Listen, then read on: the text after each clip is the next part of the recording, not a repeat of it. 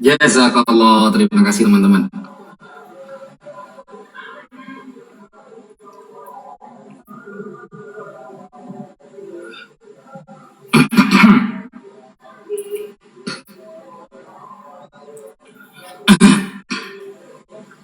Oke, bismillahirrahmanirrahim. Sepertinya pertanyaan Mas Edi sudah saya jawab ya, bahwa fakta sejarah waktu itu di dalam kitab para ulama. Jadi saya nggak mengambil data di luar Islam, Mas Edi. Anda kalau memaksakan apa yang ada di dalam Bible itu disama-samakan dengan Islam, Anda sudah tidak ilmiah di sini. Karena tema kita itu, ya, tema kita itu, Mas Edis, ajaran siapa yang menjiplak, maka saya harus bisa mempertanggungjawabkan secara data Islam bahwa bagaimana keadaan sumur tersebut. Keadaan sumur tersebut saya harus bisa mempertanggungjawabkan secara Islam. Ternyata sumur itu sudah banyak diketahui masyarakat. Itu yang pertama. Itu belum Anda bantah. Sudah banyak diketahui masyarakat sumur itu. Nah, otomatis orang yang musafir, dia tidak akan punya pemikiran sumur itu ada airnya atau tidak. Karena orang yang musafir pasti datang dari luar kota. Dan itu adalah tempat rest area untuk meneruskan perjalanannya ke Mesir. Pasti berhenti dulu. Toh nanti ternyata nggak ada airnya, dia akan melihat manusia di sana, yaitu Nabi Yusuf. Begitu. Nah, logika sejarah yang saya baca belum terbantahkan. Kecuali musafirnya orang sana, Mas Edis. Orang sana yang sudah tahu itu gak ada air, ngapain dia ke sana, kan begitu. Musafirnya orang sana, tetangga. Ngapain ke sumur itu, gak ada airnya. Ternyata yang dilafatkan oleh Al-Quran adalah ba'dus sayyar, sebagian orang yang di luar kota, yang datang lewat sumur itu. Logik. Kalau orang yang gak pernah datang ke sumur itu, melihat sumur ada air apa tidak. Nah, itu logik banget gitu loh. Sehingga melihat Nabi Yusuf akhirnya diangkat. Dan sumur itu, dzalikal bi'r ma'ruf indahum. Mereka semua tahu kalau di sana ada sumur. Memang ada sumur di sana. Itu logik banget, saya kira. Sedangkan pertanyaan saya gak dijawab pakai data sama Mas Edis. Pertanyaan saya gak dijawab pakai data. Itu adalah penglihatan katanya. Penglihatan dari Yesaya. Ingat Mas Edis, kalau kita merujuk kepada bahasa teks asli, batu bara, arang yang dinarasikan dalam Yesaya 6, nomor 6 dan 7, ini ya. Ini bahasa aslinya Mas Edis ya. Ini ya, bahasa aslinya kalau kita lihat Mas Edis. Ya, arang yang di dalam ayat itu, kata aslinya adalah rispah. Ya, ini ya, rispah. Nah, rispah ini apa? Artinya, definisinya adalah batu panas atau trotoar atau batu bara yang membara. Maka itu bisa diartikan, bahasa simpelnya adalah batu yang panas atau trotoar. Nah, rispah dari akar kata apa? Ratspah, yang berarti menata jalan atau meletakkan batu. Beneran batu ini. Beneran batu. Meskipun tidak ada padanan langsung dalam bahasa Yunani untuk rispah, konsep pemurnian dan api dapat dikaitkan dengan kata-kata Yunani seperti fur, strong, yang berarti api. Ini batu beneran, bukan penglihatan ini. Dia selamat datang di kebenaran. Jadi di sini kita bisa tahu bahwa tetapi seorang daripada Sefarim itu terbang mendapatkan aku. Di tangannya ada bara, ya. Bahkan dirasakan ini batu yang hidup. Ini ya. Coba kita lihat batu yang hidup. Ini ya kan kata rispah, Nah, rispah. Batu bara hidup, cedar rispah, batu bara yang hidup. Sudah batu bara hidup lagi. Nah, ini dari mana ajaran ini? Yang saya tanyakan bukan masalah penglihatannya. Kamu gak punya data masalah ini. Kamu malah larinya ke iman. Katanya kita mau bahas jangan keimanan. Sejauh ini yang memiliki keistimewaan hanya batu Hajar Aswad, Mas Edis. Hanya batu Hajar Aswad yang terkenal dari kalangan Yahudi, Kristen. Batu Hajar Aswad. Sedangkan rispah yang merupakan batu yang dinarasikan dalam Yesaya itu narik dari mana ajaran itu? Sampaikan kepada kita datanya, kalau ini ternyata bukan batu hajar aswad, atau ini niru di dalam Islam. Datanya di mana, Mas Edis? Coba tampilkan data kepada kami bahwa batu ini bukan bener-beneran batu. Dijawab. Sekian, terima kasih. Baik. Baik. Ya, terima kasih ya Gus Wapi. Ya, jadi begini Gus Wapi, saya langsung menanggapi bahwa saya tidak berbicara soal iman. Tadi kan Gus Wapi menekankan terus, ini batunya mana ini? Karena batunya ini nggak sungguh-sungguh ada. Memang betul, batu itu tidak sungguh-sungguh ada, karena itu adalah sebuah penglihatan.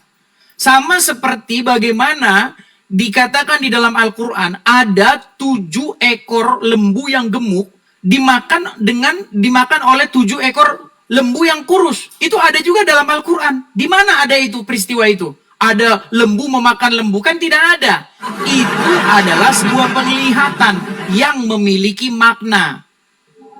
Nah, saya rasa Gus Wapi kan orang yang sudah familiar dengan Al-Quran. Jadi nggak perlu lagi membahas-bahas yang itu. Oke, saya langsung tekankan saja ke poin yang tadi. Begini Gus Wapi. Ketidakmasuk akalan cerita di dalam Al-Quran itu secara logis bukan secara dogma adalah bagaimana Yusuf itu dibuang ke sumur, tapi mereka bisa tahu dengan pasti bahwa Yusuf itu tidak dikembalikan ke orang tuanya. Dan bagaimana mereka tidak tahu dengan pasti bahwa Yusuf tidak mati di situ. Karena kalau dibuang ke sumur situ, ada berapa hari yang dibutuhkan supaya Yusuf itu ditemukan oleh musafir. Apalagi jika sumur itu berair, maka dipastikan Yusuf itu sudah mati tenggelam. Ya kan?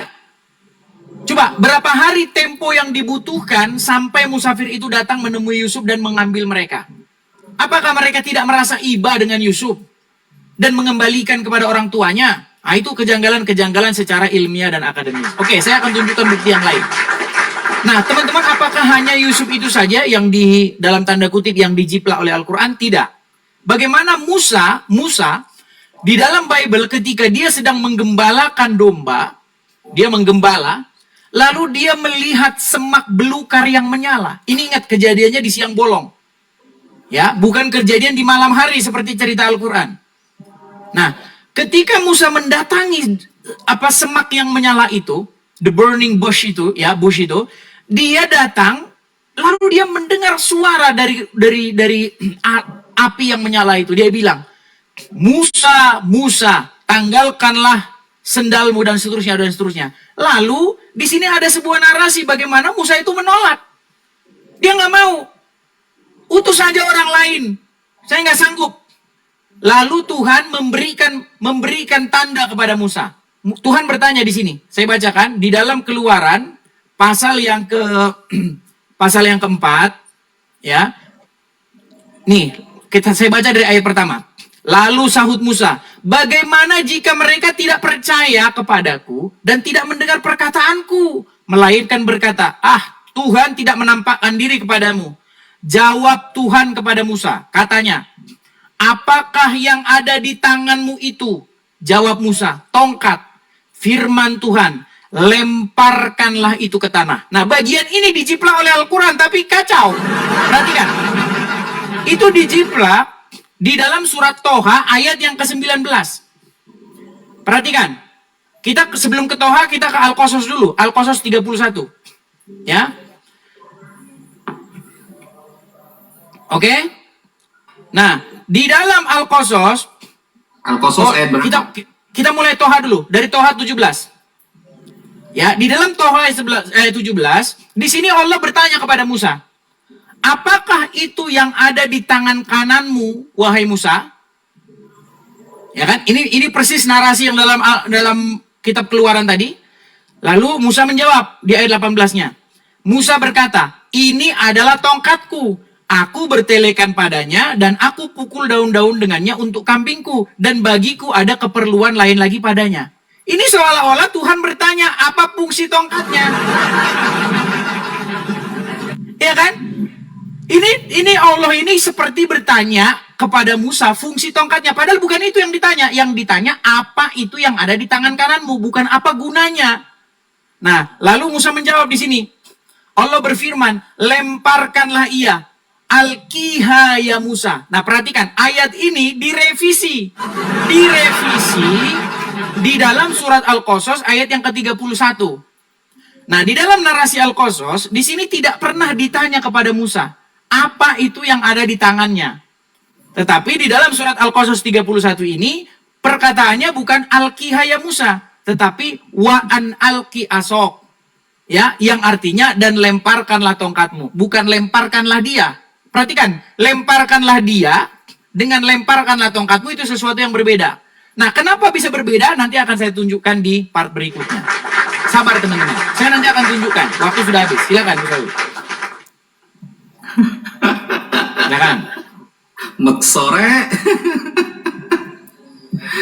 Mas Edi sih mekso.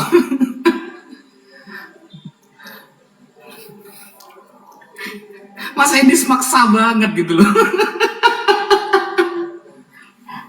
Allah Karim. Mas Edis, kalau antum berdiskusi dengan yang lain, mungkin antum bisa berkelit lidah ya. Khusus diskusi sama saya Mas Edis, mohon maaf, jangan berkelit Mas Edis. Saya itu bertahun-tahun belajar tafsir hadis gitu loh. Sekali Anda berkelit, di sana jurang Anda dalam kekalahannya. Ini ya, ini Mas Edis. Pertanyaan saya di awal belum dijawab. Hanya dikatakan apa namanya penglihatan katanya. Ini ya. Ini bukan penglihatan. Ini judul perikopnya apa? Yesaya mendapatkan panggilan Allah. Jediar. Ini Yesaya mendapatkan panggilan Allah loh. Ini bukan orang seperti mimpi yang Anda kaitkan dengan Al-Quran itu. Ada 7 lembu memakan 7 ada 7 tumbuhan memakan 7 lembu. Bukan. Ini Yesaya mendapat panggilan Allah. Sehingga dalam tahun harinya Raja Uzia, aku melihat Tuhan duduk di atas tahta. Jadi ini Yesaya sedang diangkat menjadi nabi ini. Menjulang dan ujung jubahnya memenuhi bait suci. Para sefarim berdiri di sebelah atasnya, masing-masing mempunyai 6 sayap. Ini ketika dia dipanggil oleh Allah akan menjadi nabi, gitu loh. Jangan ngarang-ngarang ini mimpi. Lalu dikaitkan dengan Al-Quran mimpi itu. Gak bisa, gitu loh. Aduh. Jadi Yesaya melihat bukan mimpi. Jangan disamakan dengan 7 tumbuhan yang memakan 7 lembu dalam Al-Quran. Itu jelas mimpi kalau itu. Nabi Yusuf mimpi itu, tidur. Ini melihat dalam keadaan sadar ketika akan diangkat menjadi nabi. Itu batu apa itu? Kan gitu. Ngarang-ngarang Mas Edis. Ini ya, kalau mimpi, semuanya saya kasih kejadian. Kalau mimpi ini seperti ini Mas Edis. Mimpi itu seperti ini nih. Kejadian 20 nomor 3. Ini ya. Di malam hari Halia khila bahalom. Dalam mimpi. Nah, ini dalam mimpi, dalam malam hari tidur. Mimpi ini namanya. Yesaya 20 nomor 3. Coba buka Yesaya 20 nomor 3. Nih ya. Kejadian 20 nomor 3. 20 nomor 3. Nih. Tetapi pada waktu malam Allah datang kepada Abimelekh dalam suatu mimpi serta berfirman. Ini mimpi namanya. Ini mimpi. Gitu loh. Yang tadi itu bukan mimpi. Saya ini melihat bukan mimpi. Nah, bentar ya. Nih, ini mimpi nih. Apa mimpi dalam bahasa Ibrani? Mimpi apa artinya? Shalom. Ya, shalom atau kholom, mimpi. Ya, ini mimpi nih. Berasal dari kata akar. Ini ya, shalom. Khalam. Yang berarti bermimpi. Ini Yesaya bukan mimpi, bro. Dalam teks Ibraninya Yesaya bukan mimpi. Dia sadar, bukan mimpi. Melihat dia itu. Gitu loh. Ngadi-ngadi Mas Edi sini. Berarti belum terjawab ya. Pertanyaan saya di awal belum terjawab. Kasih data Mas Edi, kasih data. Saya kan tadi nunjukin data kan. Bahwa sumur itu ma'ruf. Diketahui orang. Setiap orang yang perjalanan tanpa tahu itu ada ada air atau tidak, dia pasti mampir di sumur tersebut. Nah, ma'ruf. Nah, gitu loh. Mimpi itu ngelindur ya. Ngelintur. Orang itu mimpi itu. Contoh, ya seperti ini contohnya lagi. Kita buka di dalam Wahyu 5 nomor 6. Sampai belum jawab pertanyaan saya, Mas Edis. Oke, kok ada puzzle sih? Kenapa ini? Jangan panik Enggak, gitu. ada puzzle. Ada puzzle ini muncul berkali-kali ini. Apa puzzle ini, Rek? Ciri-ciri mau Oke. lari ini bentar lagi nih. Ah, lari. Ngapain lari? Mohon jawaban saya bagus. Oke, waktu habis. Wahyu 5 nomor 6. Iya, waktu habis. Ini ya. Maka aku melihat di Waktu tengah-tengah selesai. tahta Waktu. dan keempat makhluk Hey. itu ada di tengah-tengah Gus uang Wafif, waktu berdiri seekor habis. anak domba. Nah, ini mimpi namanya. Waktu Oke. habis. Oke. Sampai waktu habis sudah tidak ingat lagi. Ada puzzle. Ada puzzle. Aman. Aduh, Gus Wapi sampai dia lupa waktu, coy. Begitu sadisnya, saudara-saudara. Oke, baik. Jawab Ini dulu ya. pakai data, Mas Edis ya. Baik. Nih, saya baca di sini ya. Saya nggak sempat balik-balikan kamera nih. Jadi, di dalam Keluaran pasal yang keempat, silakan dicek di situ. Di sini kan Musa ditanya nih. Ayat Musa berapa? ditanya, apakah itu yang Ayat ada berapa, di Wi? tanganmu? Ayat 2. Keluaran 4 ayat yang kedua. Kita baca dari ayat yang ke-1. Bagaimana Dari jika berapa mereka pertanyaan? tidak percaya? Kalau mereka nggak percaya gimana Tuhan? Nah, Tuhan bilang, apa itu yang ada di tanganmu? Musa jawab, tongkat. Maka kalimat selanjutnya, lemparkanlah ia. Kenapa pakai kata ganti ia? Coba. Karena tadinya sudah ditanya. Contoh, Wapi, apa itu yang di tanganmu? Handphone, lemparin itu. Kenapa pakai kata itu? Karena tadinya udah ditanya. Nah, sekarang kita ke Quran. Di dalam Quran, surat Toha, ayat yang ke-17, Musa juga di sini ditanya. Ya, apakah itu yang ada di tangan kananmu, wahai Musa? Ditanya ya. Maka Musa jawab, ini adalah tongkatku. Aku menggunakannya untuk begini, begini, dan begitu. Saya nggak bahas itu. Dan Allah berfirman, wa alkiha ya Musa. Perhatikan, kata-katanya alkiha. Lemparkanlah itu, lemparkanlah dia. Dia tongkat itu maksudnya. Di surah apa? Perhatikan. Al-Kiha itu. 19. Surat Toha ayat 19 bunyinya al-kiha, lemparkanlah itu. Sudah? Ya. Tapi ayat ini direvisi di surat Al-Qasas ayat yang ke-31. Al-Qasas. Di sini tidak ada al-kiha. Tidak ada di sini lemparkanlah ia, tetapi lemparkanlah tongkatmu. Ini agak sedikit mendalam ini. Apa bedanya lemparkanlah ia dengan lemparkanlah tongkatmu? Bedanya apa? Lemparkanlah ia itu merujuk ke tongkat. Lemparkanlah tongkatmu, jelas bunyinya tongkatmu. Bedanya di mana? Bedanya di sini. Menurut versi Al-Qasas 31, Allah itu nggak pernah nanya. Dia nggak pernah nanya. Dia langsung tidak ada angin, tidak ada petir ngomong, lemparkanlah tongkatmu. Kata-kata lemparkanlah tongkatmu menjadi satu indikasi bahwa Allah sebelumnya belum nanya apa itu yang ada di tangannya. Tetapi lemparkanlah ia itu mengindikasikan bahwa sebelumnya ditanya. Apa itu yang ada di tanganmu? Baru kalimat selanjutnya adalah lemparkanlah ia. Nah, saya mau tanya sama Gus Wapi. Yang mana yang diucapkan Allah kepada Musa? Lemparkanlah ia, bahasa Arabnya al-kiha, atau wa an alqi asok, lemparkanlah tongkatmu. Ini jelas kontradiksi yang nyata. Nah, nanti kalian kan jelaskan. Nah, sebenarnya poinnya di sini. Apa sih alasan Allah suruh lempar-lempar tongkat? Alasannya apa?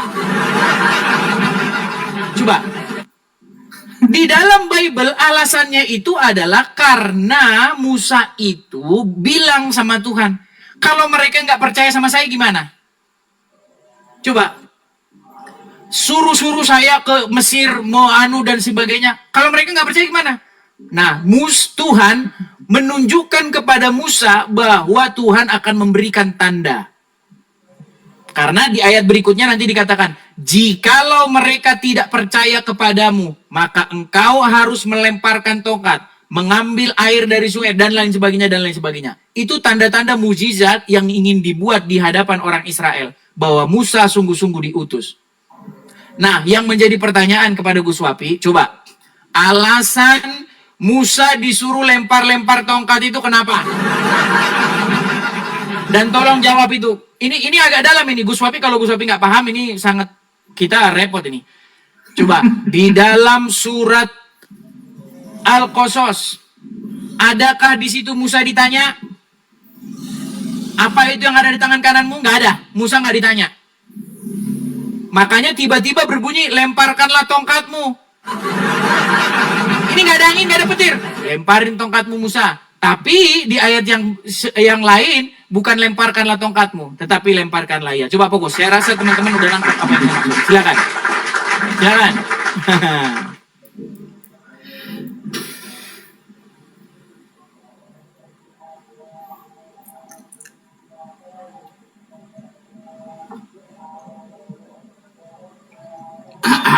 Ya, terima kasih teman-teman.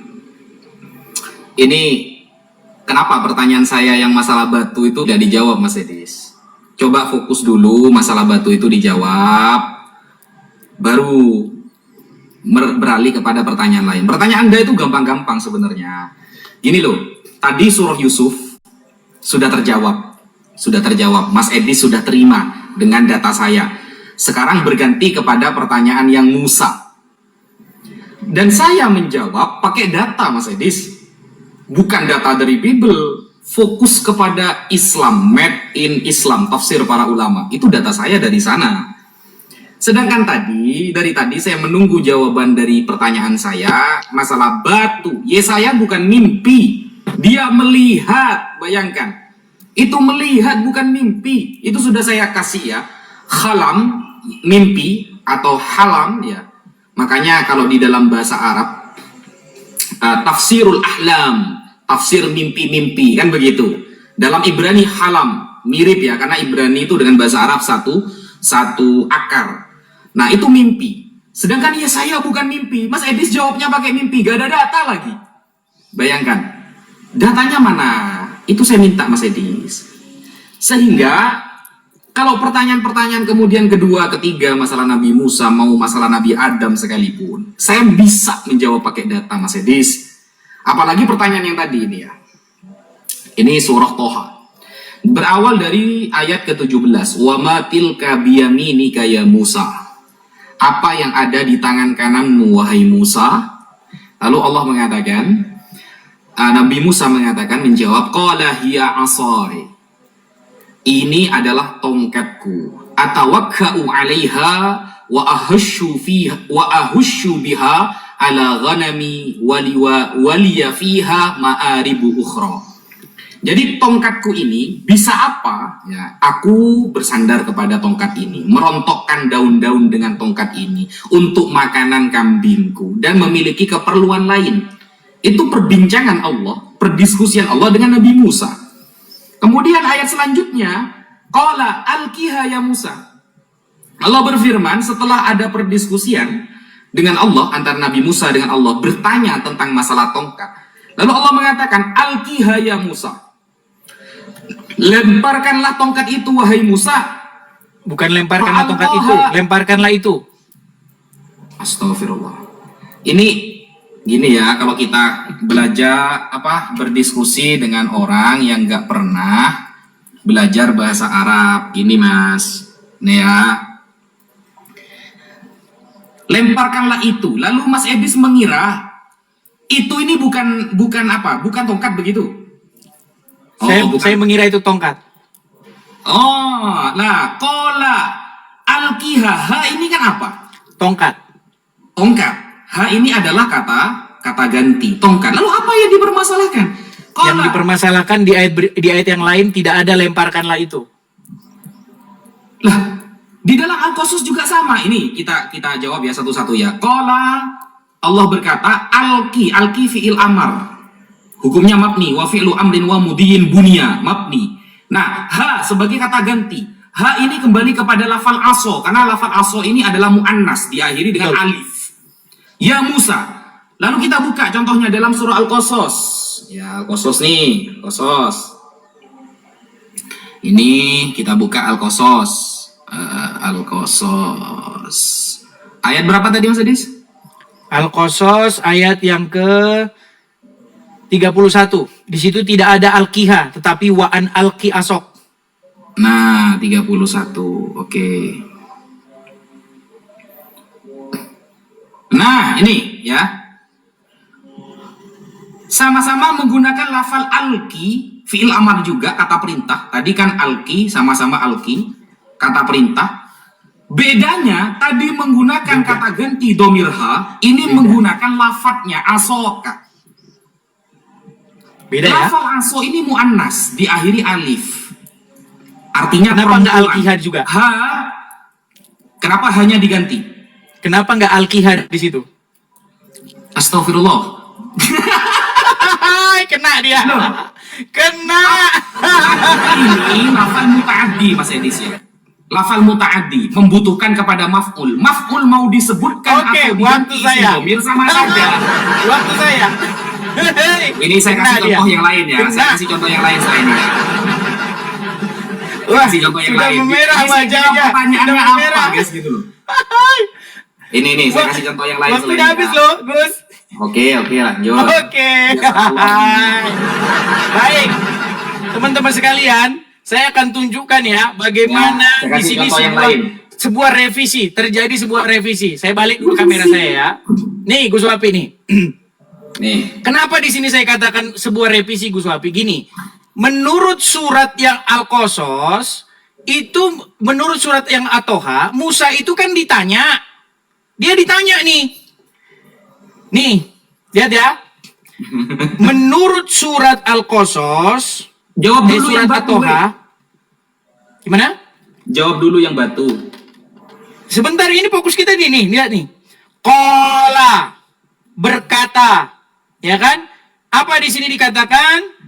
Alqiha. Kenapa alqiha? Karena ha ini merujuk kepada tongkat. Karena tadinya udah ditanya nih, apa itu Musa? Tongkat ya Tuhan, ya Allah. Alqiha, lemparkanlah itu. Oke, jadi tongkat sudah diganti dengan kata ganti ha, yang artinya itu.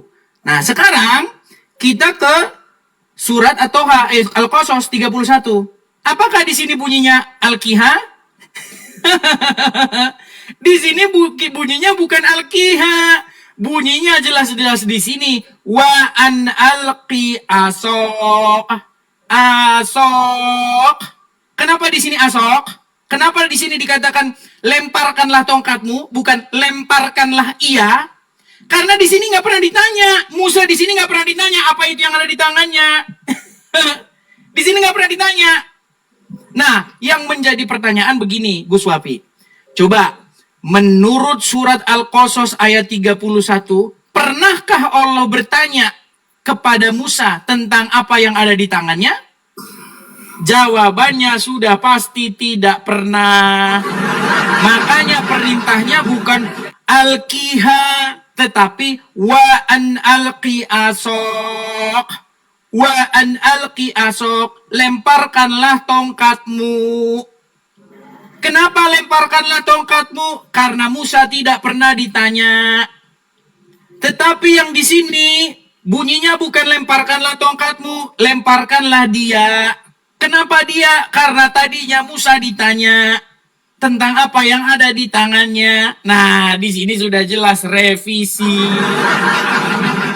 Direvisi. Ya, jadi jangan jauh-jauh melihat manuskrip masa lalu. Di dalam Al-Quran langsung direvisi. Nah, pertanyaan saya kepada Gus Wapi. Coba, manakah firman Allah kepada Musa? Alqiha, ya, qala alqiha atau wa an alqi asok. Yang mana? Coba, di antara dua ini yang mana? Al-Kiha atau Pertanyaan saya dijawab. Al-Kiasrok? Pertanyaan saya dijawab. Sudah. Nih, sebenarnya ayat itu kan dijiplak dari sini nih. Lalu sahut Musa, bagaimana jika mereka tidak percaya kepadaku dan tidak mendengarkan perkataanku, melainkan berkata, Tuhan tidak menampakkan diri kepadamu. Tuhan berfirman kepadanya, apakah yang di tangan kanan, apakah yang ada di tanganmu itu? Jawab Musa, tongkat. Jadi Tuhan nanya ini bukan karena dia nggak tahu apa yang ada di tangannya, tahu. Apa itu yang di tanganmu? Tongkat. Firman Tuhan, lemparkanlah itu ke tanah. Dan ketika dilemparkannya ke tanah, maka tongkat itu menjadi ular, sehingga Musa lari meninggalkannya. Tetapi Tuhan berfirman kepadanya, ulurkanlah tanganmu dan peganglah ekornya. Musa mengulurkan tangannya, ditangkapnya ular itu, lalu menjadi tongkat di tangannya. Supaya mereka percaya bahwa Tuhan Allah nenek moyang mereka, Allah Abraham, Ishak dan Yakub telah menampakkan diri kepadamu. Jadi tujuannya adalah untuk membuat tanda mujizat. Nah, di dalam Al-Quran tiba-tiba aja Allah nyuruh lempar-lempar. Ngapain? Nah, makanya saya bilang, mustahil Quran itu datang sebagai penyempurna. Bukan menyempurnakan, tetapi melakukan plagiatisme. Nah, makanya saya bilang, lalu nanti akan saya bahas kejanggalan-kejanggalan yang lainnya. Di mana kejanggalan lainnya? Di dalam Al-Quran ini Musa ngapain bawa tongkat ini? Buat apa dia bawa tongkat? Nah, di dalam Bible narasinya itu Musa itu sedang menggembalakan kambing domba mertuanya. Nih, lihat ya. Nih, adapun Musa, ia biasa menggembalakan kambing domba mertuanya, yaitu Yitro. Jadi ketika dia menggembala domba itu, dia lihat api. Nah, di dalam Al-Quran, nanti apinya buat ngangetin badan. Nanti akan saya tunjukkan. Silakan, udah habis waktunya. Berat, saudara-saudara. Oke, silakan. Oke. Ini saya terangkan ya. Tapi pertanyaan saya nggak dijawab ya, heran saya. Kenapa Mas Edis kok udah dijawab yang batu tadi? Halo, Mas Edis? Ya, silakan. Kuswapi. Kenapa kok udah dijawab yang batu tadi? Saya pengen nanya dulu. Tadi kan sudah saya jawab penglihatan. Silakan. Loh, itu kan itu kan bukan mimpi, bro. Kata kamu kan mimpi. Itu ketika dia jadi nabi. Gitu loh. Jawablah. Gitu. Kok malah lemes kayak gitu orang ini? Ini nih ya, nih. Saya jawab pakai ilmu nahwu. Ini harus menjelaskan ilmu nahwu sorofnya berarti, guys. Kecuali gini maksudnya. Kecuali sampean itu bisa mengkritik ilmu nahwunya gitu loh. Ini ya. Ini saya terangkan. Fi'il muta'addi. Apa fi'il muta'addi? Fi'il itu kata kerja muta'addi yang butuh kepada objek. Jadi fi'il muta'addi adalah kata kerja yang butuh pada objek atau maf'ul dalam ilmu nahwu sorof. Contoh, doroba Zaidun Muhammadan. Doroba sebagai fi'ilnya, kata kerjanya memukul. Zaidun sebagai objek, Zaid memukul. Sebagai subjek, objeknya yang dipukul adalah Muhammadan. Ya, ini didengarkan ini, kamu gak jawab. Ya, Zaid memukul Muhammad. Muhammad sebagai objek. Ini namanya fi'il muta'addi. Nah, sekarang kita bahas ini ya. Alki asoka.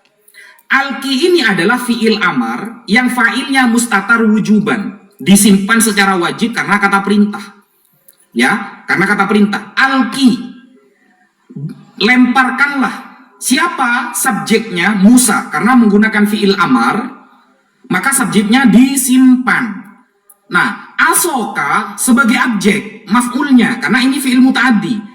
Lemparkanlah wahai Musa asoka, Tongkatmu. tongkat kamu.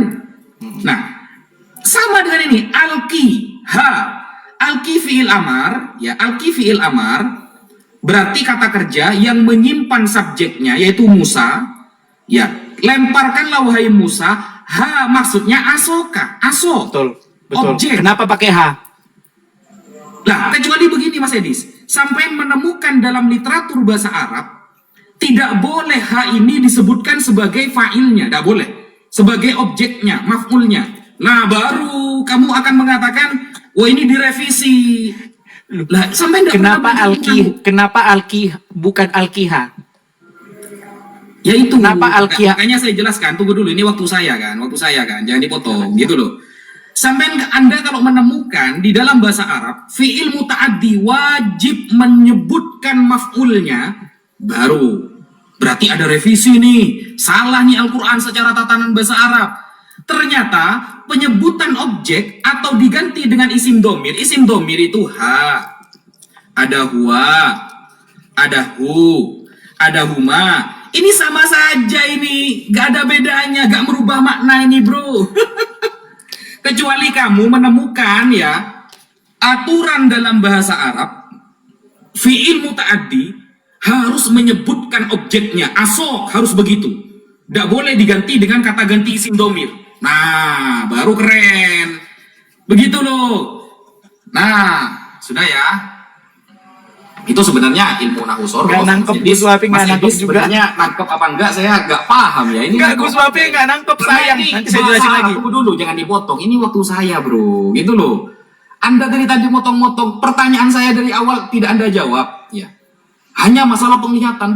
Mana? Batu apa itu dalam penglihatan itu? Gitu loh. Batu apa itu? Coba dijawab.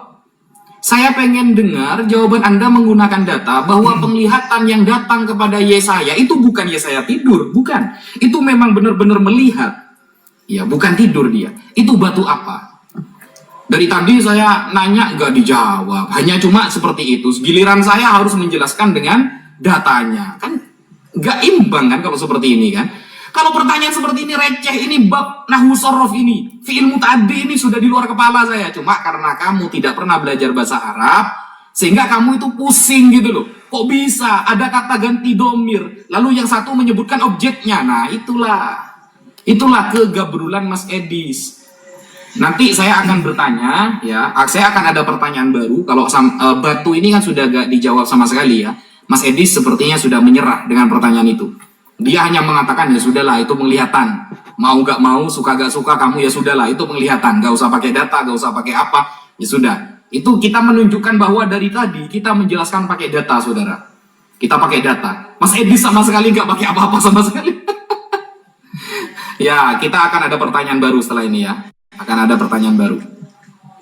Sekian. Makasih Bang, makasih. Waduh. Sangat disayangkan ya, Gus Wafi ini pura-pura nggak nangkep atau gimana? Tolonglah Gus Wafi, janganlah kura-kura dalam perahu pura-pura tidak tahu. Gus Wafi ini. Gus Wafi, dengerin. Lemparkanlah, dengar, lemparkanlah ia. Ia itu Pertanyaan menuju saya kemana? mana? Sebentar. Lemparkanlah ia. Alkiha. Ia merujuk kemana? Asok. Oke, merujuk ke tongkat atau asok. Betul. Tetapi yang menjadi pertanyaan bukan itu. Yang menjadi pertanyaan begini. Kenapa di dalam Quran surat yang Al-Qasas bukan Al-Kiha? Bukan lemparkanlah ia, tetapi lemparkanlah tongkatmu. Tahu nggak jawabannya apa? Bedanya, bro? Karena bedanya ada bedanya. Bedanya, sebentar ini waktu saya. Bedanya, tadinya Allah tuh nanya dia, apa itu yang ada di tangan kananmu wahai Musa? Makanya kalimat perintahnya bukan lemparkanlah tongkatmu, tetapi lemparkanlah dia. Karena tadinya ditanya.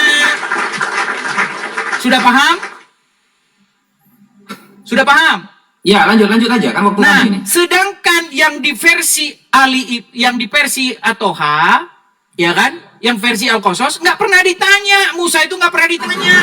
Coba cari kalau ada Musa ditanya. Makanya bunyinya bukan Al-Kiha, tetapi bunyinya lemparkanlah tongkatmu, bukan lemparkanlah dia. Memang kata dia itu memang merujuk ke tongkat. Saya paham, saya tahu Gus Wafi. Tapi kenapa kalimatnya tidak sama? Contoh. Gus Wafi bertemu dengan Edis. Edis nanya sama Gus Wafi, apa itu yang di tanganmu? Gus Wafi jawab, HP. Saya bilang, lemparkanlah dia. Nah, lalu ada pertanyaan. Apa yang diucapkan Edis kepada Gus Wapi? Lemparkanlah ia atau lemparkanlah HP-mu? Ayo. Kalau saya bilang lemparkanlah HP-mu, Gus Wapi, tidak ada saya nanya sama Gus Wapi. Tahu-tahu saya datang, Gus Wapi lemparin HP-mu.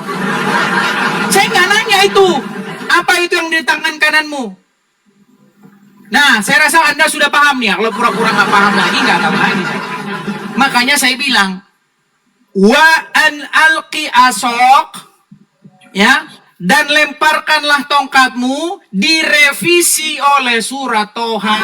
Jadi alqiha bukan wa an alqi asok lagi, sudah berubah.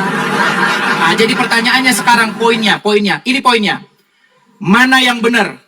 Allah nanya dulu kepada Musa tentang apa yang ada di tangannya, atau nggak pakai nanya, langsung lemparkanlah tongkatmu. Nggak pakai nanya-nanya. Kalau dalam Bible jelas, Tuhan bertanya dulu. Makanya bunyinya bukan lemparkanlah tongkatmu. Di dalam Bible tidak ada bunyinya lemparkanlah tongkatmu, nggak ada. Tetapi lemparkanlah itu. Karena tadinya sudah ditanya apa itu yang ada di tangannya. Nah, sekarang tolong jelaskan itu. Yang manakah yang difirmankan Allah kepada Musa? Lemparkanlah tongkatmu atau lemparkanlah dia. Yang mana di antara dua itu? Jangan kau bilang dua-duanya. Dua-duanya, oh itu dua-duanya. Lemparkanlah tongkatmu, terus direvisi. Lemparkanlah dia. Berat. Jadi begini Gus Wapi, poinnya begini. Sebenarnya narasi-narasi bahwa Al-Quran itu kitab yang menyempurnakan sebelumnya itu tidak dapat diterima secara kaidah, secara ilmiah dan secara akademis kalau kita bandingkan. Ya, Bible jauh lebih teliti menceritakan ketimbang Al-Quran. Bagaimana mungkin Al-Quran dikatakan kitab yang menyempurnakan? Menyempurnakan atau menyemprulnakan? Ini bukan sempurna namanya, tapi semprulna.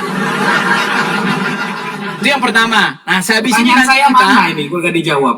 Loh, kan saya sudah bilang itu adalah penglihatan.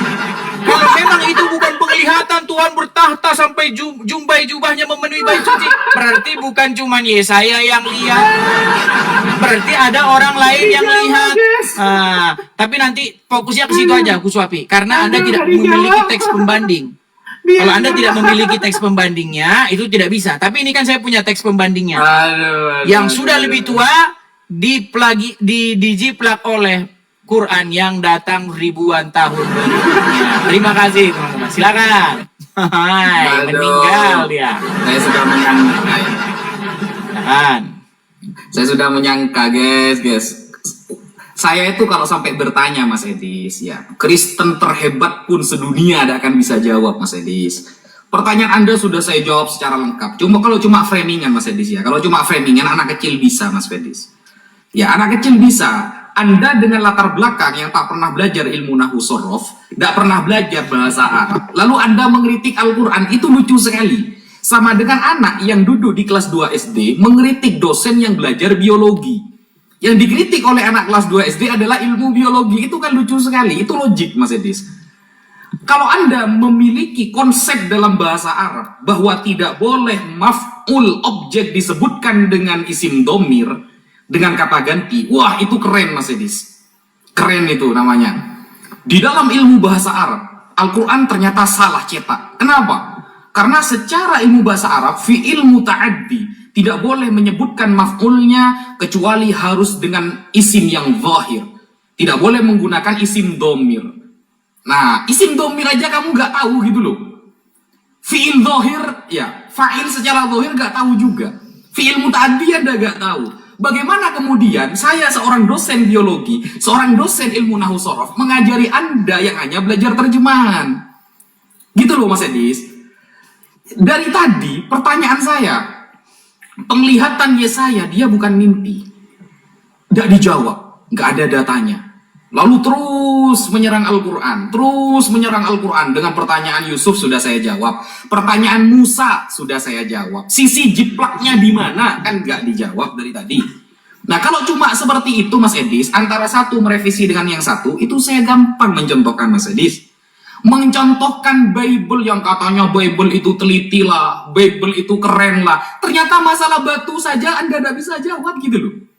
Katanya Bible teliti, katanya Bible itu keren, katanya Bible menjelaskan sejarah. Ternyata masalah batu saja Anda ditanyakan dari tadi gak jawab. Sudahlah, itu penglihatan lah. Anda suka gak suka itu penglihatan. Apa pertanyaan seperti ini? Jawaban seperti ini itu apa gitu loh. Nah, sehingga kalau cuma mau seperti itu ya, satu direvisi dengan yang satu, saya punya Mas Edis. Pertanyaan model kayak Anda punya. Ini ya. Anda buka di dalam Yohanes 5 nomor 37. Ini ya. Yohanes 5 nomor 37 Anda buka. Di sini ada bacaan begini. Ini tinta merah ya. Tinta merah berarti Yesus ya. Bapa yang mengutus aku, dialah yang bersaksi tentang aku. Kamu tidak pernah mendengar suaranya, rupanya pun tidak pernah kamu lihat. Bapak yang mengutus aku, suaranya aja nggak bisa kamu dengar. Ini Yesus otomatis berhadapan dengan murid-muridnya. Ya. Karena dia saja tidak bisa melihat suara ataupun rupa-rupanya. Dia sedang menghadapi orang di zamannya ketika itu. Nah, sekarang kita bandingkan Mas Edis. Dengan ini contohnya. Matius 3 nomor 17. Ini yang direvisi yang mana Mas Edis? Matius 3 nomor 17. Lalu terdengarlah suara dari sorga yang mengatakan, ini ya, inilah anakku yang kukasihi, kepadanya lah aku berkenan. Nah, jedor. Selamat datang di kebenaran Mas Edis. Ini Matius sedang merevisi perkataan Yesus, saudara. Ya, Matius sedang merevisi perkataan Yesus. Kata Yesus, suaranya tidak mungkin didengar, rupanya tidak mungkin terlihat. Ternyata Matius merevisi, ini bukan perkataan Yesus, ini perkataan Matius. Lalu terdengarlah suara dari sorga yang mengatakan, inilah anakku yang kukasihi, kepadanya lah aku berkenan. Nah, gimana? Ini mana yang direvisi ini? Yang benar Yesus apa Matius? Kan cuma seperti ini kan pertanyaan Anda kan? Cuma seperti ini, sekelas ini pertanyaan Anda. Coba dijawab tadi ya. Kalau Anda masalah batu tadi Anda sudah tidak bisa menjawab ya. Datanya nggak ada. Sekarang ini pertanyaan saya yang baru. Tolong dijawab, jangan fokus hanya kepada Al-Quran. Al-Quran saya jawab pakai nahu sorof, Anda nggak paham, Anda nggak nyampe pada ilmu itu. Fi'il muta'addi Anda nggak tahu. Isim domir Anda nggak tahu. Sudah saya jelaskan pakai data secara lengkap. Sekarang sampai fokus pertanyaan saya. Yang benar Matius mendengarkan suara Bapa Allah, atau Yesus yang katanya suaranya pun tidak pernah terdengar? Jawab pakai data. Yang direvisi yang mana? Apakah Matius merevisi perkataan Yesus, atau Yesus sendiri yang sedang salah paham? Itu dijawab ya. Saya tunggu jawabannya Mas Edis. Pakai data Mas Edis. Jangan dari tadi, gak ada datanya dari tadi. Gimana Mas Edis ini? Siapa yang merevisi sekarang? Gus Wapi tidak disentuh sama sekali materinya sama dia. Dia tahu. Si Wapi sudah tahu bahwa ini kontradiksi dalam Al-Quran. Gitu Waktu saya dong. Jangan panik. Jangan panik begitulah. Ayo jawab. Baik, saya jawab dulu ya. Gus Wapi, yang di dalam Yohanes itu, Yesus bukan bicara kepada murid-murid. Yesus berbicara kepada ahli-ahli Taurat dan orang-orang Farisi yang tidak percaya kepada dia. Aduh, berat. Dibaca dari atas. Makanya baca Bible, Nah, jangan buka seperti datanya. baca Quran yang tiba-tiba Datanya dibuka. ayatnya nongol di tengah. Nggak tahu konteksnya apa. Datanya dibuka. Duh, sebentar, ini waktu saya ini. Ya, Waktu pakai saya. data lah kalau jawab. Waktu saya, jangan panik begitu dong. Jangan panik begitu dong. Masa Ya. jawab gak pakai data sama sekali? Waduh, ternyata waktu saya direbut terus sama dia, tanda-tanda kepanikan yang nyata sudah. Mari. Hai. Baik, dibaca saja dari ayat awalnya. Ya, kamu tidak pernah mendengar suaranya dan rupanya pun tidak pernah kamu lihat. Apakah itu dikatakan kepada murid-murid? Enggak. Yesus berdebat dengan ahli Taurat dan orang-orang Farisi. Sedangkan yang Yesus di Sungai Yordan dibaptis, itu peristiwa beda. Bagaimana ini saudara-saudara? Baik, sebentar. Sekarang kita kembali ke sini. Tadi Gus Wapi bilang, Aduh, gak ada data. ini gimana kamu tidak, waktu saya ini, waduh berat ini saudara-saudara. Gak dijawab. Berapa waktu sudah mulai panas? Wajah memerah, sabar lah Gus. Nah, aman, sabar. aman. Ya songkoknya Begini Gus ya, begini Gus. Tadi Anda bilang bahwasanya tidak paham kamu nahu sorob dan lain sebagainya. Ini yang saya bilang tipu yang nyata. Dengarkan. Mana? Jadi kan Anda sudah tidak bisa menjawab. Ini waktu saya, Gus. Aduh, berat ini berat. Waktu saya, ya. Boleh dibantah, tapi kalau waktu menunjukkan data, gini. Pertama-tama gini, Gus. Anda terus-menerus berkelit bahwasanya itu nahu sorob. Anda nggak paham. Saya tantang seluruh umat muslim yang ada di bawah kolong langit ini. Ini tantangan, tolong direkam. Dapat dari mana Binyamin adiknya Yusuf dalam Quran? Tadi kita sudah bahas kan? Adiknya Yusuf Binyamin. Ilmu nahu sorob apa yang dipakai supaya kita bisa dapat nama adiknya Yusuf? Dalam Al-Quran nggak ada adiknya Yusuf itu. Mana. Nah, sekarang begini. Enggak, saya cuma menunjukkan ini. Nahu sorob, balagoh, mantek. Itu adalah sebuah daya upaya untuk membohongi kalian. Sekarang saya tanya. Adiknya Yusuf namanya Binyamin, dari mana datangnya? Aduh, pertanyaan Dari baru. Bible. Lagi pula ya, jadi gini, bagaimana mereka melakukan plagiat tetapi biar nggak ketahuan? Binyamin, kalau nama aslinya itu kan Benyamin. Ya kan? Pertanyaannya baru lagi. Waktu saya ini Gus, sabar. Waktu saya Benyamin, tadinya itu namanya itu Ben-Oni. Ben itu kalau bahasa Arabnya itu bin, anak dari, ya kan? Nah, Ben-Oni itu anak kesengsaraan karena ketika Rahel memperanakkan Ben-Oni, dia meninggal. Makanya sangat terpukul itu Yakub itu. Makanya dikasih nama anak kesengsaraan. Tetapi nama itu dirubah. Namanya dirubah menjadi Benyamin. Pertanyaan Ya kan? lagi. Nah, sekarang kalau Anda baca ayat tafsir Al-Quran, nama adik Yusuf namanya bukan Binyamin, Bunyamin kan? Apa itu Bunyamin? Secara kaidah bahasa Ibrani juga nggak ketemu. Makanya saya bilang, itu nahu sorob itu bohong-bohongan. Dari mana nahu sorob apa yang dipakai sehingga bisa tahu nama adik Yusuf namanya Bunyamin? Benyamin diganti Bunyamin biar mirip-mirip, biar nggak ketahuan jiplaknya, dirubah sedikit. Jadi Gus Wapi gini, intinya begini. Gak ada jawaban, guys. Kesamaan ada kisah Yusuf, ada Musa bertemu dengan semak belukar yang menyala, the burning bush itu. Tapi semuanya itu sudah ada di dalam Bible. Muncul Al-Quran dari Arab Saudi ribuan tahun ingin menceritakan hal-hal yang sama, tetapi ketika dibaca ketahuan. Makanya saya simpulkan, orang yang membaca Bible dengan membaca Al-Quran dengan fair, tanpa terkontaminasi oleh dogma, pasti akan menyimpulkan bahwa mustahil Al-Quran ini tidak melakukan plagiatisme terhadap Bible. Ya kan? Jawab. Aduh. Yes, gimana ini guys? Kok Islam yang disuruh jawab pakai data terus? Dari tadi pertanyaan saya gak ada yang dijawab pakai data. Aduh, ini padahal sudah berapa putaran ya? Saya kan sudah mengatakan tadi, gak dijawab di putaran pertama boleh, dijawab di putaran kedua. Jadi ada satu putaran, Anda fokus menjawab pertanyaan saya. Pakai data, Mas Edis. Gitu loh. Tadi sampai saya tanyakan, antara Matius mengatakan ada suara dari sorga. Katanya itu di depan ahli Taurat, di depan ahli Farisi. Sedangkan Yesus sendiri dalam Yohanes mengatakan, suaranya nggak pernah kamu dengar. Berkata kepada siapa Yesus? Nah, suaranya nggak pernah kamu dengar. Sekarang titik tekannya apa? Pertanyaan saya.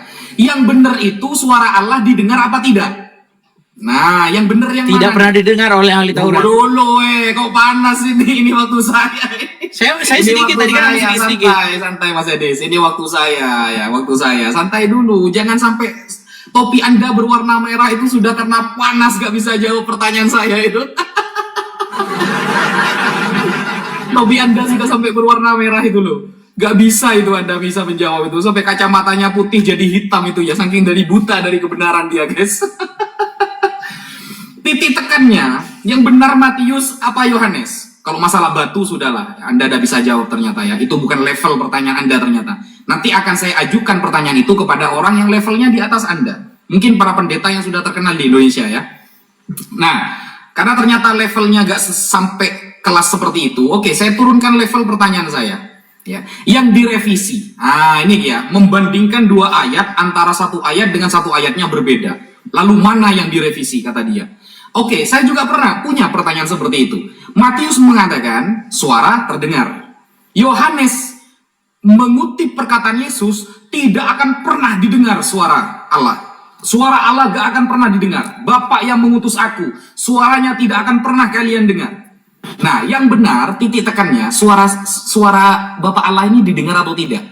Jangan bilang benar kedua-duanya. Jangan bilang benar kedua-duanya. Gak bisa, ya, gak bisa kalau benar kedua-duanya. Antara Matius atau Yohanes yang benar, atau Yesus yang benar. Itu siapa yang paling benar ya, Mas Edis? Suara Bapa Allah siapa yang paling bisa didengar? Matius didengar.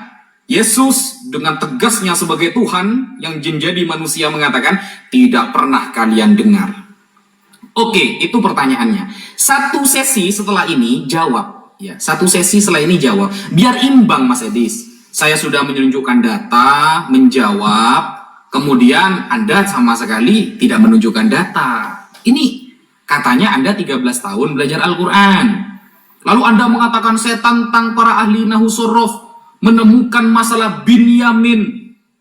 Bro, jangan kepada pertanyaan yang baru. Selesaikan dulu yang tadi gitu loh. Cece, Ya, kabur. selesaikan dulu yang tadi. Itu pertanyaan remeh.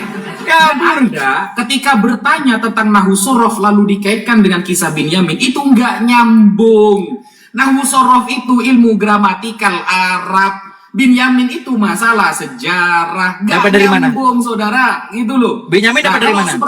kalau seperti itu nih, saya kasih pertanyaan baru nih, karena sampai nggak ada data sama sekali, gak apa-apa. Saya tumpukan pertanyaan kepada Anda untuk menunjukkan bahwa Anda sebenarnya gak paham Bible Anda sendiri. Nih ya, Kejadian 41 nomor 43. Lalu Fir'aun menyuruh menaikkan Yusuf dalam keretanya yang kedua. Sampean cari ya, saya tantang orang ahli Ibrani dan Yunani sedunia. Saya tantang orang ahli Ibrani dan Yunani sedunia dari kalangan Kristen. Di mana ada lafal Ibrani dan Yunaninya Fir'aun. Ini bohong ini. Bible bohong ini ya. Lalu Fir'aun menyuruh menaikkan Yusuf. Mana? Coba cari di dalam Yunaninya. Ya, cari. Kai mana? Gak ada Fir'aunnya. Coba kita buka ya di dalam contohnya Leningrad ya, Leningrad. Coba cari di sini kata Fir'aun yang diterjemah ada Fir'aun di sini. Ibrani Yunaninya yang mana? Buktikan secara gramatikalnya. Kalau gak bisa berarti Bible bohong dalam menerjemah Ibrani dan Yunani. Begitu, dan jawab pakai data. Ya, pertanyaan saya dua berarti ya. Suara Allah didengar atau tidak? Mana yang benar, Matius atau Yohanes? Yang kedua, Kejadian 41 nomor 43, kata Fir'aun dalam Kejadian 43 ini, 41 ayat 43. Di mana kata Fir'aun? Habis. Ya, begitulah ya kualitas muslim. Jadi jangan berharap ada mereka yang berilmu, Dari tadi saudara-saudara. nggak jawab Tiada pakai mereka yang data, ya, berilmu, saudara. saudara-saudara. Baik, giliran waktu saya ya, Gus ya. Saya Gus. Jadi begini Gus. Saya hampir putus asa, tapi saya masih percaya. Masih percaya saya ada satu orang muslim yang pintar. Masih percaya. Tapi sampai hari ini sudah 13 tahun saya cari belum ketemu. Begini Gus Wafi, dengarkan ya. Namanya terjemah, itu baik terjemahan Bible maupun terjemahan Al-Quran, terkadang ada ayat-ayat tertentu yang memang salah diterjemahkan. Kita akui sama-sama. Nah, Salah di dalam diterjemahkan, yes. waktu saya ini Gus Wabi. Bukankah ini waktu saya? Saya kasih contoh ya, saya kasih contoh. Tadi kamu mengatakan, mana di sini Firaun? Nggak ada di sini Firaun. Di dalam surat Yusuf, lalu adik Yusuf dalam tanda kurung Bunyamin. Saya tanya, di ayat Quran mana ada Binyamin? Kalau ada saya lompat dari Monas. Nggak ada. Namanya terjemahan. Nah, sekarang menjadi pertanyaan. Dapat dari mana Al-Quran Binyamin itu? Tolong Gus Wapi tegas jawab. Dapat dari mana bahwa adiknya Yusuf bernama Binyamin yang dirubah oleh penerjemah Al-Quran jadi Bunyamin? Nggak tahu artinya apa. Kalau Benyamin ada artinya. Ya kan? Nah, sekarang begini. Jujurlah Gus Wapi akui bahwa para mufasir atau penerjemah Al-Quran nyolong dari Bible. Ayo aku itu. Ya, tolong aku itu Gus Wapi. Biar kita enak diskusinya. Nah, Gus Wapi tadi melakukan perbandingan. Ini di dalam Matius. Ketika Yesus dibaptis di sungai Yordan, lalu terdengarlah suara dari surga yang berkata, inilah anakku yang kukasihi, kepadanya lah aku berkenan. Oh, ini suara Bapak didengar ini. Didengar suara Bapak. Tapi di dalam Injil Yohanes pasal yang kelima, saudara, katanya suaranya tidak bisa kamu dengar. Gus Wapi, aduh, makanya saya kecewa bener sama orang Islam ini. Ketika Yesus menyembuhkan mata orang buta yang sejak lahir pada hari Sabat, Yesus ditentang oleh ahli-ahli Taurat dan orang-orang Farisi. Kenapa kamu menyembuhkan bekerja pada hari Sabat? Mereka nggak senang karena Yesus melakukan pekerjaan pada hari Sabat. Lalu Yesus berkata kepada mereka bahwa mereka tidak mengenal Bapaknya Yesus. Bapa yang mengutus aku, kamu tidak kenal.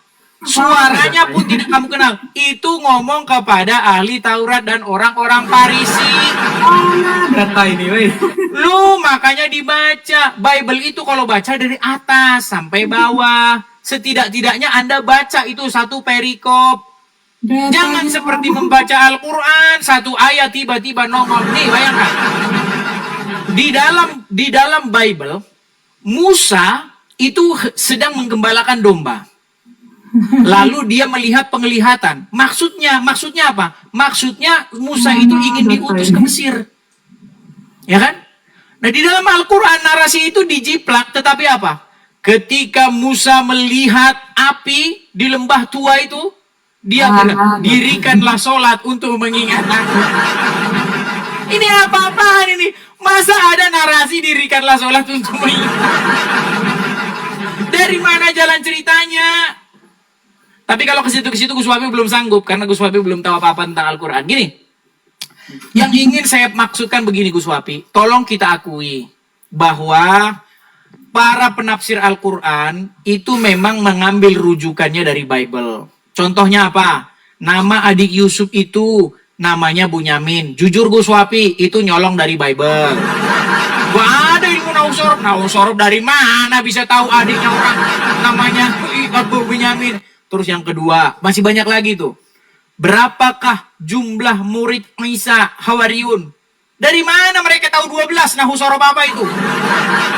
Pasti mereka nyolong lagi dari Bible. Namanya Yuhanan. Namanya ya begini-begini. Nyolong lagi dari Bible. Nama istri Ibrahim. Ada Hajar, ada Sarah. Nyolong lagi dari Bible. Gak ada di Quran istri Ibrahim namanya Sarah Hajar. Gak ada. Kalau ada saya terjun dari Monas. Pokoknya teman-teman, kalau teman-teman betul melakukan penelitian, saya orangnya yang telah melakukan penelitian Bible dan terhadap Al-Quran. Saya dan semua orang yang menggunakan akal sehat akan menyimpulkan bahwa Al-Quran melakukan penjiplakan, penipuan terhadap Bible. Dan Zuma sudah mengakui, nantikan video saya akan menguploadnya. Zuma sudah mengakui kemungkinan Quran itu menjiplak Bible. Tunggu videonya saya upload. Ngeri, berat. Sudah. Duh, saya nunggu data dari tadi Mas Edis. Mana datanya dari tadi Mas Edis? Saya tunggu antara Matius sama Yohanes yang benar yang mana. Kok cuma itu kan narasi Anda? Saya tidak butuh narasi Anda Mas Edis. Karena narasi seperti itu akan nol di pikiran saya kalau tidak dikuatkan dengan sebuah data. Anda mengatakan bahwa kasus di dalam Matius, ya kasus di dalam Matius itu arahnya kepada ahli Taurat yang menolak Yesus. Sedangkan kasus di dalam Yohanes itu kepada murid-murid Yesus. Data sehingga mana yang benar antara Matius atau Yesus sendiri, mendengarkan suara Allah atau tidak mereka itu. Suara Allah bisa didengar atau tidak Mas Edis? Itu intinya yang saya minta datanya. Dari tadi gak ada data Mas Edis. Mas Edis, aduh, kalau kata Pak Prabowo, Mas Anies. Datanya mana Mas Edis gitu loh.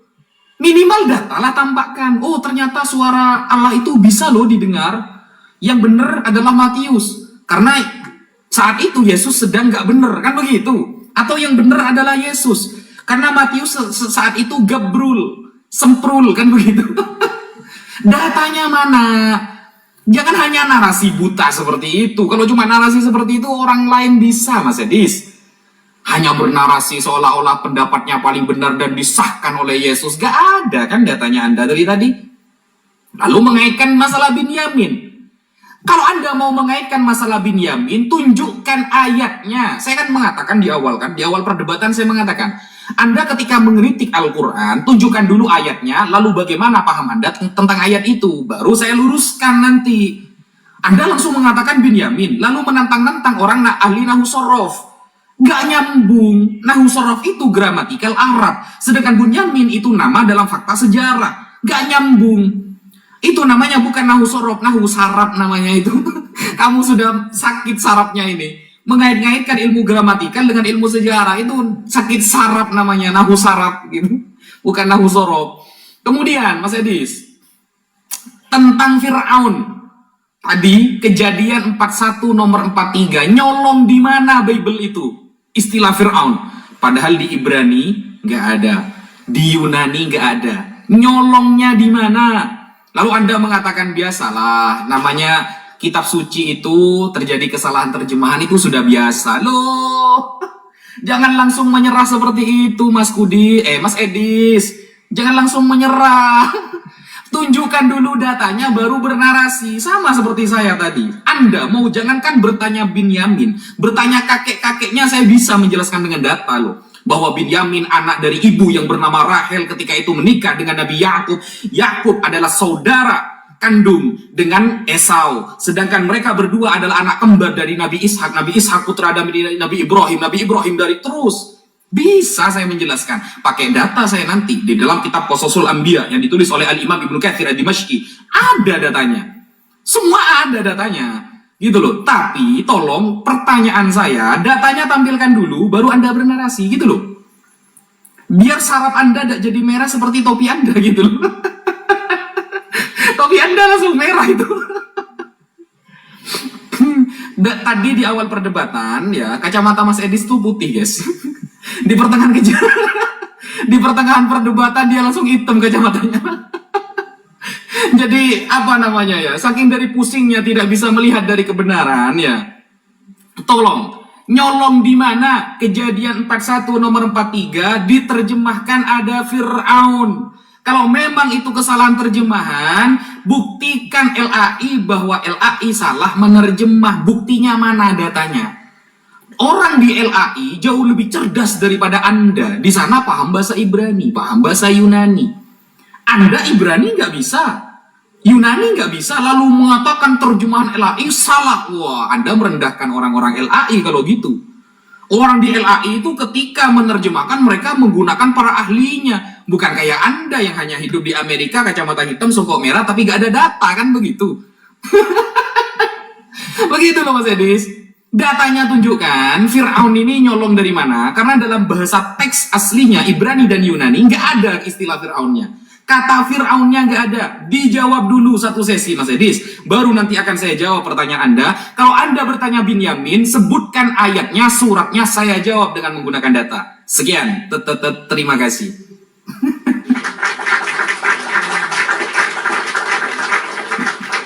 Ayo. Saya jawab dulu dari awal ya, dari awal dulu. Jadi Gus Wafi, Mulai sedih, ketika, guys. ketika Yesus berkata, kamu tidak mendengar suaranya, apakah itu berbicara bahwa suara Bapa bisa didengar atau tidak? Tidak. Contoh.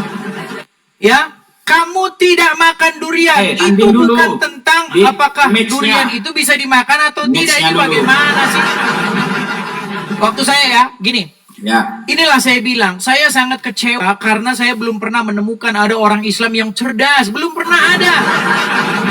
Di situ bunyinya bukan tentang suara Bapa di surga itu bisa didengar atau tidak bisa didengar. Ini bukan tentang ability, bukan tentang apakah bisa didengar. Tetapi Yesus berkata bahwa kamu tidak pernah mendengar suaranya. Sama seperti begini Gus Wapi. Apakah kamu pernah makan kelengkeng? Kamu nggak pernah makan kelengkeng. Itu bukan tentang kelengkeng itu bisa dimakan atau tidak. Gimana Gus Wapi ini mahamin yang sederhana gitu aja nggak bisa. Ketika saya bilang sama kamu Gus Wapi, kamu tidak pernah makan kelengkeng. Apakah itu tentang bahwa kelengkeng itu tidak bisa dimakan? Sama seperti ketika Yesus berkata, kamu tidak pernah mendengar suaranya. Itu bukan tentang apakah suara Bapa di surga itu tidak bisa didengar. Ya, Bisa datanya didengar, mana? kata siapa nggak bisa didengar. Ya, datanya mana? Bisa didengar. Buktinya Datanya ketika mana? Yesus dibaptis di Sungai Yordan, ada suara dari surga. Inilah anakku yang kukasihi, kepadanya lah aku berkenan. Itu didengar. Ya, gimana Gus Mana Wafi? datanya ini? Baik. Lo baca, makanya baca. Nih, di dalam surat Yusuf ayat yang ke-8.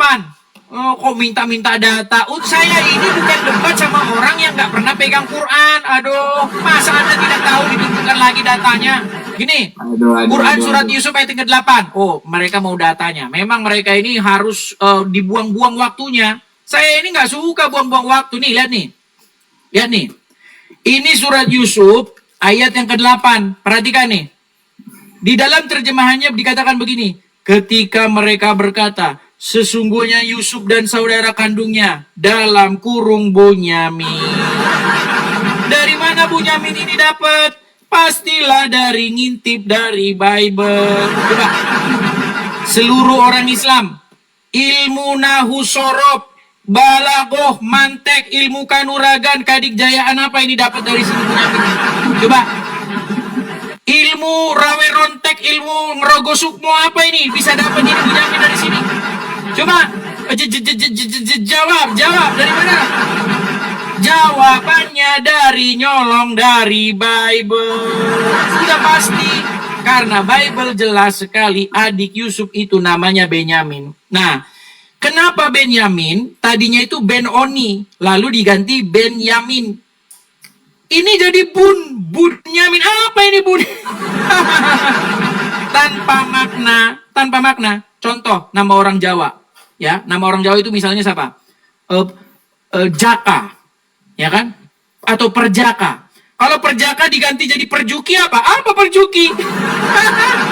Perjuki itu apa? Kalau Perjaka ada artinya, kalau Perjuki tidak ada artinya. Nah ini, kalau Benyamin atau Binyamin itu ada artinya. Kalau Bunyamin, enjiplak tapi melintir-melintir jadi artinya kagak ada. Nah ini, bukan hanya 1, 2 teman-teman. Kalau 1 kalian masih bisa ngeles. Masih banyak lagi data-data. Misalnya Ibrahim dalam Quran. Ya kan? Apa arti Ibrahim? Kagak ada. Yang ada itu Abraham. Abraham artinya ya, bapak segala bangsa. Artinya Abraham. Tadinya namanya Abram, dirubah jadi Abraham. Nah, siapa nama istri Abraham? Di dalam Bible jelas ada Sarah, ada Hagar, ada Ketura. Di dalam Al-Quran tidak ada, tapi ada Hajar, ada Siti Hajar, Siti Sarah. Dari mana? Nyolong Bible lagi. Jujur-jujur aja lah Gus Wafi lah, nggak usah lah kita tutup-tutupi apa sih? Mari, sudah waktunya kita itu melepaskan segala dogma-dogma yang kadang-kadang oleh para ulama. Ya, nggak usah kita percaya gitu. Intinya fakta sejarahnya atau fakta real ilmiahnya bahwa istri Abraham bernama Sarah. Kemudian dia punya 2 istri, yang dari Sarah melahirkan Isa, yang dari Hajar melahirkan Ismail. Itu ada di Bible, nggak ada di Quran. Dari mana itu ada di Quran? Coba di Quran mana? Istri Ibrahim itu ada 2. Namanya Sarah, namanya Hagar. Yang dari Hagar melahirkan Ismail. Kagak ada. Makanya saya bilang, bukan menyempurnakan, tapi menyempurnakan. Bukan sempurna, tetapi sempurna. Berat. Ada data. Silakan. Tunggu. Memerah wajah Uswati. Memerah. Yuk. Bismillahirrahmanirrahim. Ternyata seperti tadi ya yang dijelaskan oleh Mas Edis, teman-teman. Saya ketika menjawab, kata Mas Edis, tidak butuh kepada data. Ngapain saya harus nunjukin data? Saya itu sedang berdiskusi. Kalau diskusi sama saya itu Al-Quran harus sudah dibaca semua. Pret. Dia itu sedang ngeles, tidak ingin menunjukkan data gitu, saudara. Ini kan diskusi ilmiah. Dan kita tidak membatasi waktu loh. Andai kan tidak bisa dijawab di sesi pertama, nanti bisa dijawab di sesi kedua. 5 menit saya saja menyebutkan data 5 menit bisa dengan menjawab pertanyaan Mas Edis, saudara.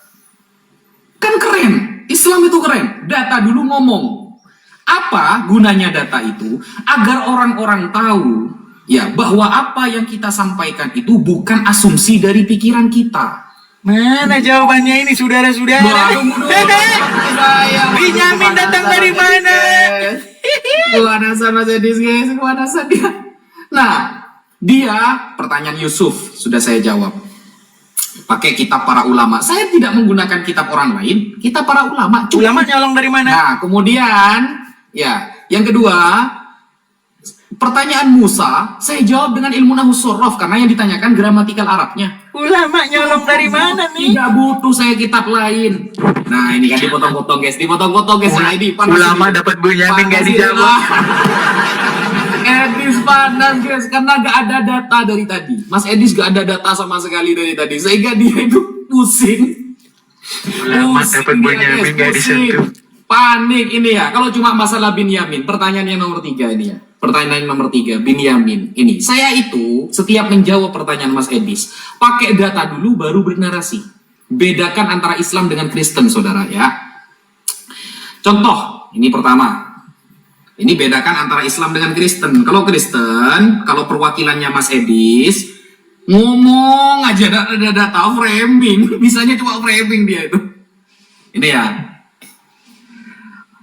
Imam Al-Mawardi di dalam kitab An-Nukat wal Uyun tentang sejarah, ya, sejarah penafsiran surah Yusuf ayat ke-8. Ya, siapakah Bunyamin? Ini ya. Qauluhu azza wa jal, "Il qalu la Yusufu wa akhuhu ahabbu ila abina minna." Ketika saudara-saudara Yusuf mengatakan, ya, bahwa sungguh Yusuf wa akhuhu dan saudaranya ahabbu lebih dicintai ila abina oleh ayah kami minna daripada kita. Wow, keren kalau Islam, guys, bisa dimaknai satu persatu Arabnya. Edis pakai Ibrani Yunani mustahil, saudara. Bisa Ibrani sama dapat dari mana? Waduh, kepanasan dia, mulai motong-motong ya. Sudah gak sehat ini ya. Diskusinya sudah gak sehat, dia sudah mulai motong-motong ini, guys. Bunyamin dapat dari mana? Lafal akhuhu, saudara dari Yusuf itu bukan Bunyamin, tapi Binyamin. Semua nafsir para ulama, Binyamin wahuma akhwani li abin wa ummin. Dan keduanya adalah saudara syakik sekandung ayah dan ibu. Tidak butuh kitab orang lain saya untuk menjelaskan. Apa butuh kitab lain? Oke. Dapat dari Ini mana ya. itu? Wakana Yaqub, ini ya. Wakana Yaqub qad kalifa bihima li mauti ummihima wa zada fil mura'at lahuma. Jadi semakin menambah dijaga oleh Nabi Yakub ketika ibu mereka sudah wafat yang bernama Rahel. Datanya di mana? Di dalam tafsir Fakhruddin Ar-Razi. Di dalam tafsir Fakhruddin Ar-Razi disebutkan ini ya. Nih, Falamma tuwfiyat Lia tazawwaja Ya'qub ukhtaha. Ketika Lia sudah wafat, Yakub menikahi saudaranya. Siapa? Rahil. Rahil ini fawaladat lahu Binyamin wa Yusuf. Memperanakkan Binyamin dan Yusuf. Nah, jelas datanya.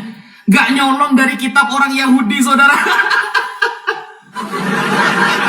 Gak perlu nyolong dari kitab orang Yahudi kalau Islam. Islam itu cukup Al-Quran, perkataan para ulama, hadis dari Nabi sudah cukup. Gak perlu ditempelkan kitab sucinya dengan kitab orang Yahudi. Gak butuh nubuatan Tuhannya, butuh kitabnya orang Yahudi. Gak butuh Al-Quran itu penjelasan dari orang Yahudi. Gak butuh. Sampai kitabnya dicolong, sampai lafal Fir'aun tadi tidak dijawab-jawab sama Mas Edis pakai data. Lafal Fir'aun saja itu nyolong. Bayangkan, satu kitab nyolong dari orang Habis Yahudi. waktu, Waduh, Hai, Kemana Suwabi Mas juga Edis? tidak nangkap-nangkap. Baik, Aduh, kemana kita akan menjawab ya. Sebentar, saya tampilkan dulu.